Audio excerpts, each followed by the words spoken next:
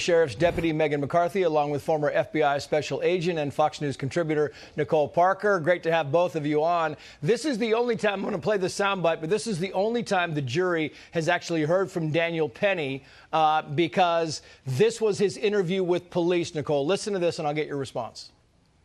As soon as so the door's closed, he throws the jacket. And that's when he starts, like, if I get this, I'm willing to go to jail forever. I'll kill you, this, that. Like, I'm not trying to, like, kill the guy. Right. I'm just trying to de-escalate the situation, right? I think it's baffling, Nicole, that Alvin Bragg is just trying so hard to put Daniel Penny away. And yet, as Christina was just explaining there, a person that Alvin Bragg has let out a couple of times, just stabbed and killed 3 people in New York yesterday. He should be in prison, but he's out. Daniel Penny should not be in a courtroom, but he is. Everything is upside down in New York City right now. Alvin Bragg has proven that over and over he is a political hack, and this is absolutely wrong what is happening to Penny. He is a Marine veteran, and he went in. There were individuals on the subway that felt that their life was in jeopardy, and he did what he needed to do to, subdue the threat. But again, we have a forensic pathologist that just came in and disputed what the New York medical examiner said and said, you know what? He did not kill Neely. Penny did not, this chokehold did not cause the death of Neely. And that's very, very important evidence. And it's important to look at this pattern of crime. You have people that are repeat offenders getting out of prison over and over and over. And then you have someone that's trying to protect lives on a subway, and he's sitting in a courtroom.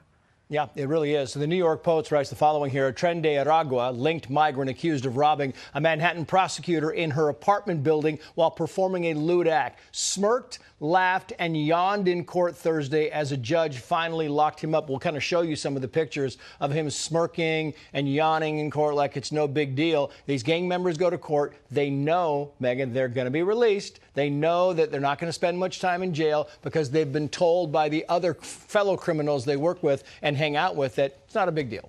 That's exactly the problem with our nation right now, is we are a laughing stock. These individuals are coming over here committing crimes. They have no pledge to our Constitution or the law, and they're committing crimes and laughing because they know there's no consequences. I think that Alvin Bragg should be the next George Gascon, the next Pamela Price. Get him out of there. Get somebody in there that believes in public safety over politics. Yeah, I think you're exactly right on that. Meantime, FoxNews.com headline reads this. ICE arrests 3 illegal immigrants in Massachusetts, 2 charged with child rape, 1 convicted of the same crime in Brazil. And here's the governor of Massachusetts 2 weeks ago said this on MSNBC. If the Trump administration requests it, would the Massachusetts State Police assist in mass deportations? No, absolutely not. Every tool in the toolbox has got to be used to protect our citizens, to protect our residents, and protect our states. Even rapists. I mean, Nicole, she doesn't want anybody taken out. She wants everybody sheltered, even the people that are hurting her own citizens. And that is absolutely disgusting and reprehensible. If anyone can watch this Laken Riley trial and see what occurred and be okay with protecting those that are killing innocent individuals and hurting children, that is wrong. And thank goodness, I would like to give a shout out to Pam Bondi, who is, she is going to be a phenomenal attorney general. I had the honor and privilege of working with her when I was in the FBI. She is no nonsense, and we are going to be back to a law and order country. Meantime, the L.A. City Council member Hugo Soto Martinez said the following. Watch.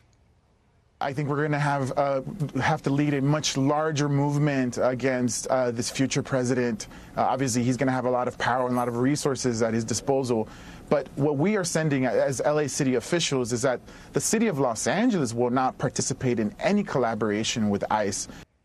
Yeah, right near your home, city of Los Angeles, we have 1.4 million illegal immigrants. The DOJ has ordered to be deported, and Los Angeles wants to protect them all.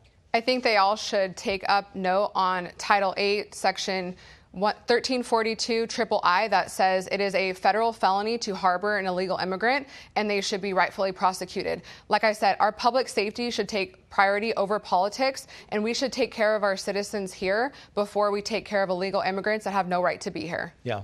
Megan, Nicole, thank you both.